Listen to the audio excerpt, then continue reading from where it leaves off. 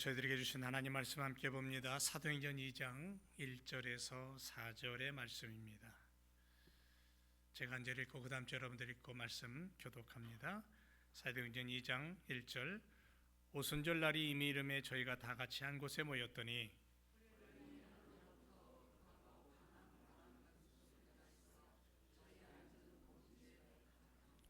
불이 여같이 갈라지는 것이 저희에게 보여 각 사람 위에 임하여 있더니 저희가 다 성령의 충만함을 받고 성령이 말하게 하심을 따라 다른 방언으로 말하기를 시작하니라.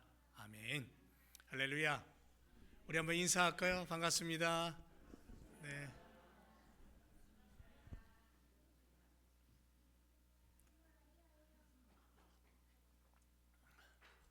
루카가 또 여기 올라오고 싶어서 나중에 해랑해? 너 나중에 크면 내. 사랑하는 성도 여러분, 오늘 하나님께서 우리에게 주시는 말씀은 다시 불을 받으라입니다. 다시 불을 받으라고 우리를 오늘도 부르십니다. 자, 2026년 우리 교회가 잊지 말아야 될 그리고 붙잡아야 될 두 단어가 있다 그랬습니다. 뭐죠? 잊어버리셨죠? 감사합니다. 붙잡아야 될 두 단어, 하나는 다시라는 단어입니다. 또 하나는 회복이라는 단어죠. 이 두 단어를 올해는 결코 잊지 않고 연결하기를 원합니다. 우리는 다시 하나님의 이름을 불러야 돼요. 다윗처럼 엘로힘의 하나님을, 엘로힘이 뭐예요? 창조의 하나님, 창조의 손길이죠. 그래서 다시금 이 혼탁한 시대에 하나님의 이름을 부르고 붙잡기를 주님의 이름으로 축원을 드립니다. 또 하나는 다시 십자가의 예수님 앞으로 나가야 돼요. 우리의 신앙에 십자가가 없으면 다 허무한 거예요. 십자가의 피 흘리심을 우리 안에 담고 날마다 우리를 구원하신 예수 그리스도 앞으로 나가야 되는 거예요. 다시 예수님 앞으로 나가 우리의 신앙의 회복을 누려야 된다는 거죠. 구원의 은혜를 불러야 돼요. 그런데 사랑하는 성도 여러분, 믿음의 공동체된 우리 제일교회 성도 여러분, 신앙의 회복에는 마지막 열쇠가 하나 더 필요한데 그게 뭐냐면요, 십자가만을 안다고, 말씀만 안다고, 교회만 다닌다고 완전히 회복되고 온전한 신앙의 사람으로 나아갈 수 있느냐? 아니에요. 반드시 이게 필요합니다. 하나님의 이름을 부르고 엘로힘의 하나님의 이름을 찬양하고 그리고 십자가 앞으로 나아가서 구원의 확신과 은혜를 누려야 되는 건 맞아요. 반드시 필요해요. 그런데 어둠의 시대에 다시 신앙의 회복으로 하나님의 일하심을 보고 복음의 역사가 일어나는 교회의 걸음 위에 마지막 열쇠가 하나 있어야 되는데 그게 뭐냐면 성령의 임재예요. 성령 하나님의 임재가 없이는, 성령의 불의 역사가 없이는 하나님을 하나님으로 부를 수 없고 십자가 앞에 나갈 수 없고 예수님의 구원을 확신 있게 붙잡고 걸음을 옮길 수 없다라는 거죠. 성령의 불이 임해야 돼요. 성령의 불이 임해야 죽은 심령이 살아나고 식은 가슴이 뜨거워지고 두려움에 사로잡혔던 사람이 십자가의 증인으로 살 수 있는 거예요. 오늘 말씀에 초대교회를 얘기합니다. 초대교회는 프로그램이 위대하게 멋지게 있는 교회가 아니었어요. 건물이 크고 화려한 교회도 아니었어요. 그러나 초대교회에 있었던 게 뭐냐면 능력이 있었어요. 왜요? 성령의 불이 함께 했기 때문에, 불의 역사가 있는 교회였기 때문에 21세기에도 가장 모범적인 교회로 우리가 닮아가야 될 모습의 교회라는 거죠. 그래서 성령 하나님이 임하면, 성령의 불이 임하면 교회가 교회다워져요. 여러분, 우리 교회가 교회다워지기를 원하느냐? 성령 받아야 돼요. 성령 없이는 교회가 교회의 모습을 가질 수 없다라는 거죠. 사도행전 2장은 교회의 출생 장면입니다. 마가다락방에 성령이 불이 임하죠. 그 불은 상징적인 불이 아니었어요. 그저 그냥 예화에 나오는 어떤 불이 아니었어요. 그 불은 능력이었습니다. 임재였고 하늘 아버지의 강림, 하늘 아버지의 개입이었다라는 거예요. 하늘의 능력을 가지신 그 하나님이 마가다락방에 그 제자들 속에 임재하셨고 개입하셨다. 예수님 승천하시기 전에 이렇게 말씀합니다. 사도행전 1장 4절에 보니까 사도와 함께 모이사 그들에게 분부하여 이르시되 예루살렘을 떠나지 말고 내가 네게 들은 바 아버지께서 약속하신 것을 기다려라. 요한은 물로 세례를 베풀었지만 너희는 몇 날이 못되어 성령으로 세례를 받으리라. 그렇게 말씀했어요. 왜? 예수님은 왜 기다리라고 하셨습니까? 무엇을 기다리라고 하셨습니까? 예수님이 기다리라고 하신 말씀의 의미는 뭐냐면 사명이 먼저가 아니라는 거예요. 능력이 먼저예요. 보냄이 먼저가 아니라, 순종이 먼저가 아니라, 나눔이 먼저가 아니라, 교제가 먼저가 아니라 능력이 먼저라는 거예요. 능력. 채움이 먼저라는 거예요. 보냄보다 채움이 먼저 있어야 된다는 거예요. 여러분, 오늘날 교회가 얼마나 바쁩니까? 여러분, 우리 일이 얼마나 바쁩니까? 사역이 얼마나 많습니까? 모임 또한 많습니다. 그런데 깨달아야 될 게 하나 있습니다. 지금 교회 안에 성령의 불이 과연 있는가? 우리 교회 안에, 나의 믿음 안에 성령의 불이 존재하는가? 불이 없으면 엔진은 움직이지 않아요. 성령이 없이는 사역의 열매가 없다라는 것을 우리는 놓치면 안 된다는 거예요. 교회가 교회다울 수 있는 열쇠는 뭐냐면 성령이에요. 성령 하나님의 임재예요. 성령의 불로 무장했느냐 그렇지 않느냐에 달려있다는 거죠.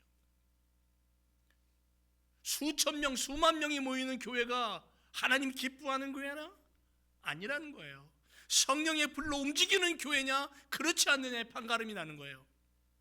성령의 불로 무장하는 교회, 하나님의 임재가 있는 그런 교회가 비로소 하나님의 일을 하고 하나님의 영광을 올려드릴 수 있다는 거죠. 그래서 교회가 교회다울 수 있는 비결이 뭐냐면 성령 받는 거예요. 성령의 불로 충만한 성도들이 모이는 교회가 교회다운 교회가 될 수 있는 거예요. 초대교회가 교회다운 교회가 될 수 있었던 비결은 뭐냐면 마가다락방에서 성령의 불을 받고 그들이 성령으로 일했기 때문에 교회다운 교회가 된 거예요. 그래서 우리 안에 성령을 모셔드리고, 성령 하나님은 인격이셔요. 그분을 인격적으로 내 안에 모셔드리고 초청하고, 그리고 내 안에 성령의 불이 임하기 위해서 기도하고 간구하고 소망하고, 믿음의 사람들이 이 땅을 살아갈 때에 성령의 뜨거움과 성령의 충만함이 없이는 이 땅에 살아가면서 내가 믿음의 사람인가 의심하게 될 정도로 흔들려요. 특히 요즘 시대에 정치적으로 혼탁하죠. 경제적으로 어렵죠. 문화적으로도 기독교 문화가 사라지고 있는, 미국 땅에서 기독교 문화가 사라지고 있는 이 시점에서 믿음의 사람들이 어떻게 믿음을 지키고 하나님의 말씀을 가지고 하나님의 자녀다움으로 무장하여 살아갈 수 있느냐? 성령밖에는 길이 없어요. 성령 받아야 된다는 거예요. 그래야 교회가 교화다주고 성도가 성도다워지는 거예요. 또 하나, 그 성령 하나님은 교회와 함께 일하기를 원하신다라는 거예요. 오순절 성령 강림은 단순한 어떤 체험적인 사건이 아니에요. 하늘나라의 모형인 교회의 공식적인 출범, 그렇게 얘기할 수 있어요. 출범식을 하는 거예요. 이 세상에 하나님의 나라가 이 교회를 통해서 시작된다는 것을 알리는 출범식이에요. 출정식이에요. 그래서 교회에 허락된 사명이 뭐냐면 온 땅과 모든 민족에게 하나님의 나라 복음을 선포해라. 하나님의 뜻을 선포해라. 이게 사명입니다. 이 완수를 위해 교회에 주신 선물이 뭐냐면 성령의 불이라는 거예요. 예수님은 유대 땅을 벗어나지 않았어요. 왜냐하면 육체를 입고 살았기 때문에, 우리와 똑같은 육체를 입으신 분이기 때문에. 당시로서는 육체 사역 외에는 예수님은 할 수 없는 육체를 입은 분이었어요. 물론 예수님의 사역에 능력이 나타나고 죽은 자가 살아나고 귀신이 쫓겨나가고 병든 자가 고침받는 능력과 역사가 있었지만, 예수님의 그 사역은 육체를 입은 사역이었고 유대 땅을 벗어나지 못했어요. 그러나 성령의 사역은 땅끝까지 확장돼요. 땅끝까지. 성령은 교회를 통해서 일하시고 교회와 함께 움직이시고, 그 성령 하나님은 온 땅끝까지 모든 민족을 향하여 일하시는 그런 능력과 권능의 하나님이라는 거죠. 그래서 성령 충만한 교회는 멈추지 않아요. 식지 않아요. 다치지 않아요. 사도행전 교회는 날마다 모였죠. 날마다 찬양했어요. 날마다 나누었어요. 날마다 전했어요. 그리고 성경을 분명하게 성경은 분명하게 이렇게 말해요. 주께서 구원받는 사람은 날마다 더하게 하셨다. 여러분, 부흥이라는 것은 사람이 만드는 게 아니에요. 사람이 원한다고 되는 것도 아니에요. 성령 하나님이 일으키시고 성령 하나님이 불러 모으시는 거예요. 1903년에 원산에서 시작된 성령의 불이 1907년 평양 장대현 교회에서 절정을 이루어요. 이것을 한국의 오순절이라고 부릅니다. 이 불길이 한반도 전체를, 제주도까지 완전히 번져나갔어요. 그래서 그 당시 때 주일날 되면요, 거리가 텅텅 비을 정도로 사람들의 심령 속에 성령의 불이 번져갔어요. 그 성령의 불을 받은 자들이 뭐라고 외쳤냐면 예수는 그리스도라고 외쳤어요. 그리고 그리스도를 믿는 그들이 주님의 제자가 되어서 사람들을 섬기고 사랑하고 아꼈어요. 부흥은 사람이 뛰어남으로 일어나지 않습니다. 하나님께 엎드려서 회개하고 진정으로 각성하고 고백할 때에 성령의 불이 임하고 그 강력한 임재와 능력으로 말미암아 번져가는 거예요. 그분은, 성령 하나님은 교회와 함께 일하신다.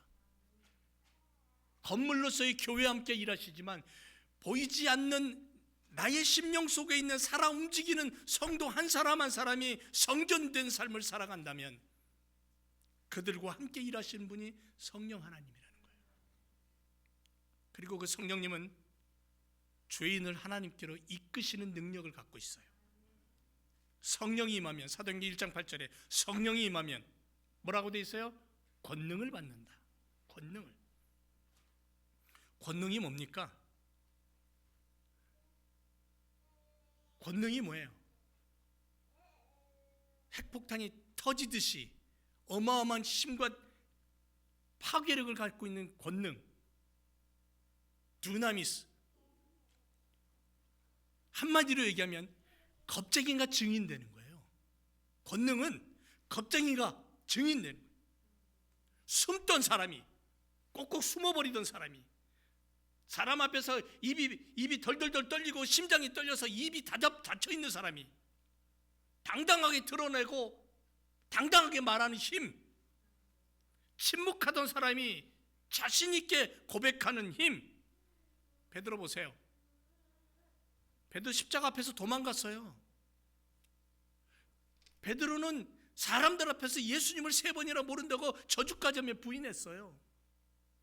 부정하고 저주하고 도망했던 사람이에요.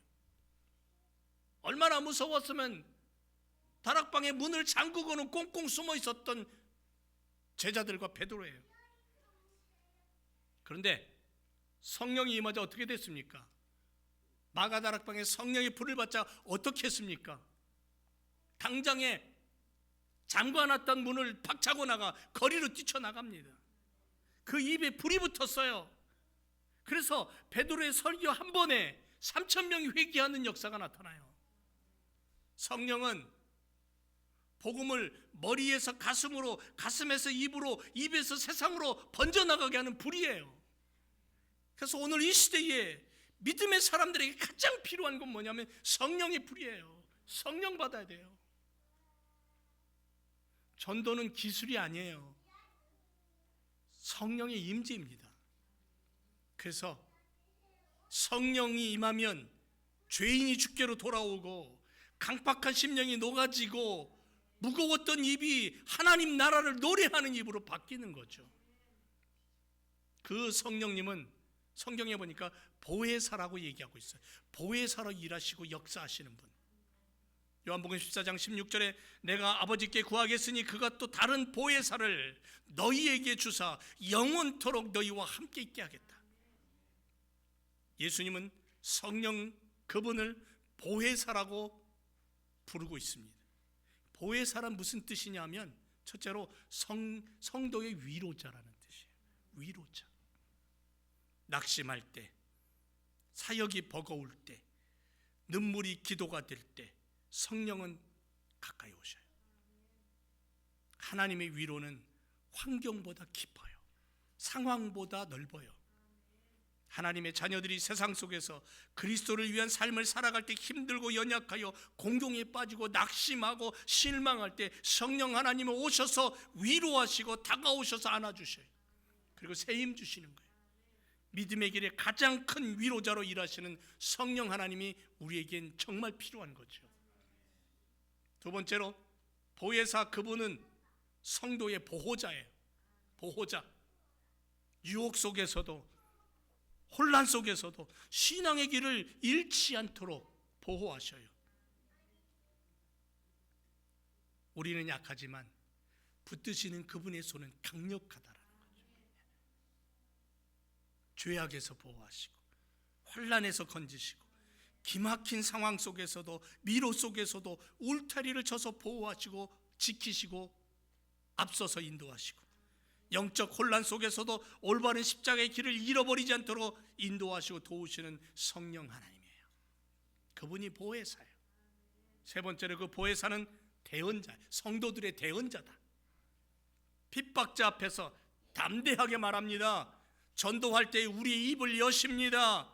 두려움에 떨며 움직이지 않던 손발을 움직이는 분이 누구예요? 보혜사 성령이에요.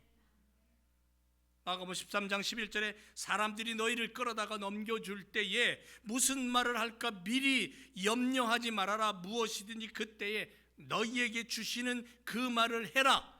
그리고 너희의 입을 움직여 말하는 이는 누구냐? 성령이시다. 기도할 때 대언자가 되신대요. 로마서 8장에 보니까 성령도 우리의 연약함을 도우시나니 우리가 마땅히 기도할 바를 알지 못할 때에 오직 성령이 말할 수 없는 탄식으로 우리를 위하여 친히 간구하신다.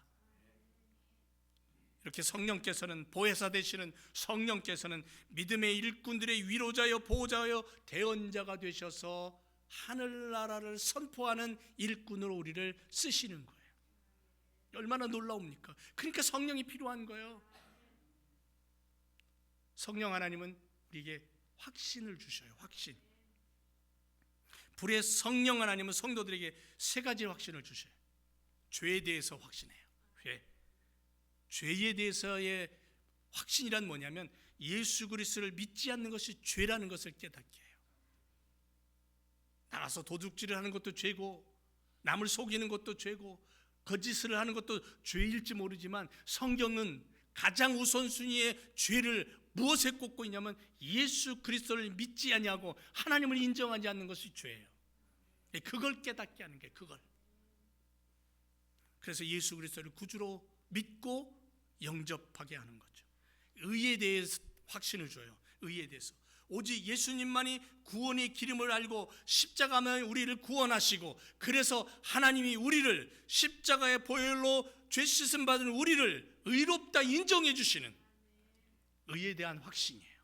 의에 대한 확신. 나는 더럽고 부족하지만 하나님이 나를 의롭다 인정해 주셨다. 그 믿음이에요. 그리고 심판에 대한 확신이에요. 사탄은 이미 패배했다는 거예요. 그 확신이 드는 거예요. 십자가의 죽으심과 부활과 승천, 다시 오실 마라나타의 주님의 약속을 믿고 죄와 사망 속에 대한 승리를 믿고, 세상 임금으로 지칭되는 사탄의 세력들은 이미 묶였고 파괴되었고 심판받는다, 이 사실을 믿게 되는 거예요. 성령이 없는 자들에게 이 얘기하면요 콧방귀 낍니다. 근데 성령 받으면 믿어져요. 그냥 자연스럽게 믿어져요. 확신이 들어요. 교육으로 되는 게 아니에요. 성령의 조명으로 되고요, 불을 받아야 가능한 거예요. 성령 충만해야 가능하다는 거죠.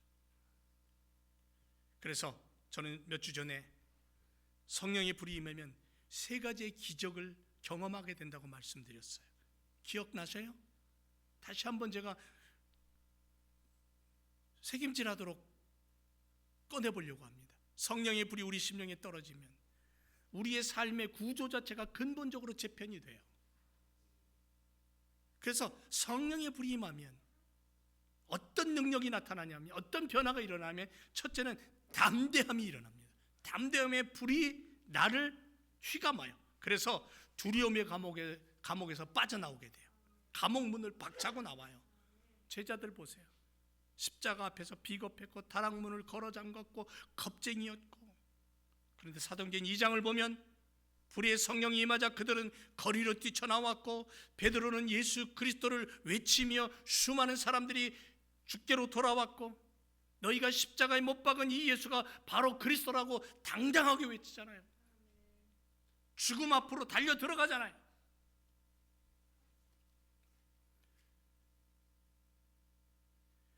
성령의 불은 가장 먼저 우리 안에 있는 두려움의 찌꺼기를 태워버리는 능력이 있어요.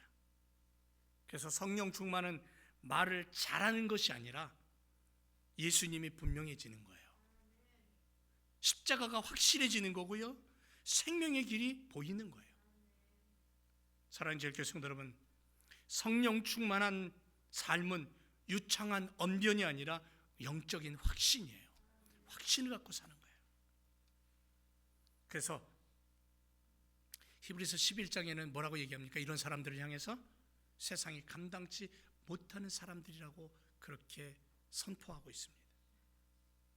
우리 교회가 선교사를 파송한 힘, 위험한 땅, 고된 땅으로 들어가는 용기, 이 모든 것 바탕에는 뭐가 있냐면 잘나고 똑똑하고 물질이 많고 지혜로워서 된 게 아니라 성령의 임재, 하나님의 성령의 임재로 말미암아 영혼 사랑과 복음 전파의 사명이 불같도록 일어났기 때문에 달려가는 거예요.